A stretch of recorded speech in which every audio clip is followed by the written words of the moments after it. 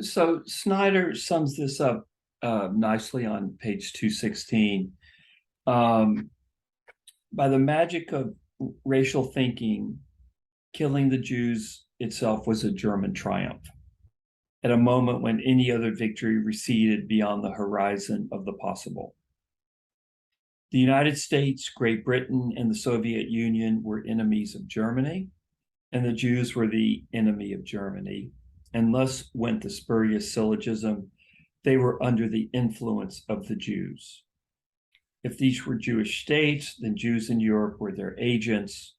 Killing the Jews of Europe was thus an attack on Germany's enemies, directly and indirectly, and was justified not only by moral but military logic. So that's the horror, the horrific syllogism that Hitler turns to. It's really, in some ways, a deflection upon the Jewish community based on Hitler's failure to capture the Soviet Union completely, but it just has not gone as well in the Soviet Union as Hitler had anticipated. So one of the big points I want you to take from this course is that the inability of Hitler to defeat the Soviet Union leads to a radicalization of Hitler's thinking. And he's allowed to project and to argue that the Jewish community is more dangerous than ever because it's orchestrating what's the alliance against Hitler that's coming from the US, from Washington, D.C., from London, and from Moscow. So this is Hitler's horrific thinking. And this is what he's telling the German soldiers, who don't need to be told too much because they're fighting a very, very skilled and aggressive enemy, and they also want to protect their homeland. But this is something that's also told the German people as well. So it's a paradox that as Germany really starts struggling in the war, the Jewish community becomes even more of an enemy, even more dangerous. At least in Hitler's twisted racial thinking. It's it's just kind of I just feel kind of dirty about even talking about this, but I just I think it's my job as a professor, as a teacher, to let you know what Hitler was thinking, or Snyder's interpretation of what Hitler's thinking. And I think Snyder offers, I think, a very sophisticated interpretation of Hitler's thinking. And I just think we need to grasp what is going on with Hitler if we want some explanation of something that at root, though, is you can't really ever explain. How can you explain something so evil as the Holocaust? But I don't know. I think it needs to be talked about. But I do admit it's something difficult for me to talk about. I want to turn now to the Soviet Union, and if you've been looking at my computer, or not my computer, my screen, I want to talk about Order 227 and Soviet resistance to the Nazis. Order number 227 was Stalin's order, and it was known as the not one step backwards order. There's some mention of it in the Unwomanly Face of War. But what Stalin did is that he wanted to stiffen the spine of his soldiers. And soldiers were told that they could not take one step backwards.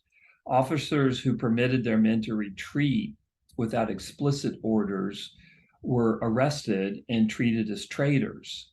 And any rank and file that panicked or deserted were shot on the spot or first forced to serve in penal battalions. So this is another aspect of the Soviet Union and its ability to defeat the Nazis. It's Stalin's complete and utter ruthlessness against his own soldiers. So Stalin argued that it was necessary to defend to the last drop of blood every position, every meter of Soviet territory, to cling to every shred of Soviet earth and defend it to the end.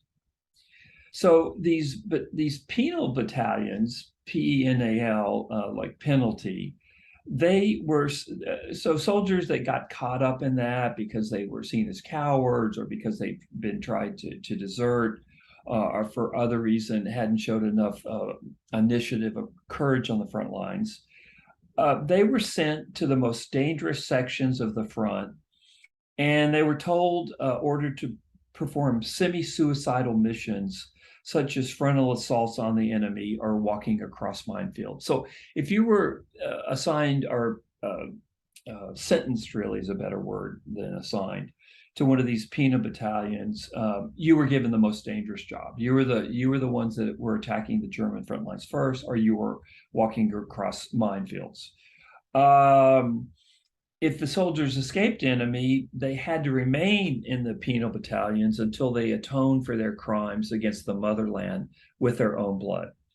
Over 430,000 Soviet soldiers served in these punishment units, and half of them were killed after they were sentenced to the penal battalions. The other aspect of Soviet discipline were the so-called blocking detachments. And these were units of up to 200 men, and they were set up behind the front lines. And these blocking detachments were ordered to shoot to kill anyone who lagged behind or attempted to desert. So Stalin set up both penal battalions to punish soldiers that were considered cowards, laggards. But on top of that, there were blocking battalions that during battles came in behind the front lines and were ordered to shoot and kill any Soviet soldiers that attempted to desert, to leave the front lines, to throw their arms down and try to escape to safety. How many soldiers were killed in these blocking detachments remains unclear, but we think it might have been up to 160,000 men. So 160,000 Soviet soldiers were killed by their own troops.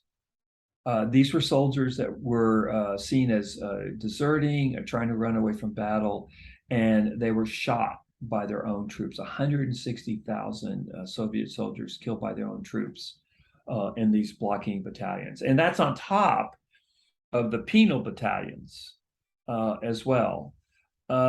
Stalin had a kind of very grim sense of humor, and he told one American general in a meeting, he says, it takes a brave man to be a coward in the Soviet army. Order 227 was not published in the newspapers, but it was read out loud to every man and woman in the Soviet armed forces.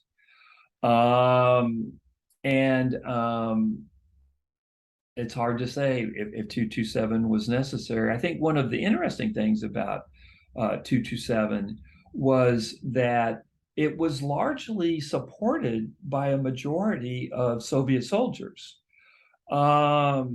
And it helped boost morale at critical times, at critical moments in the war. One soldier later recalled his reaction. He said, not the letter, but the spirit of the content of the order made possible the moral, psychological, and spiritual breakthrough in the hearts and minds of those to whom it was read. So these are the extraordinary conditions on the front lines in the Soviet Union. At the very center of the war in Europe, and that's the fighting between the Germans and their allies, the Romanians and the Italians, but basically the Germans and the Soviet Union, something that I think is very, very hard to grasp in 2022, but it did happen.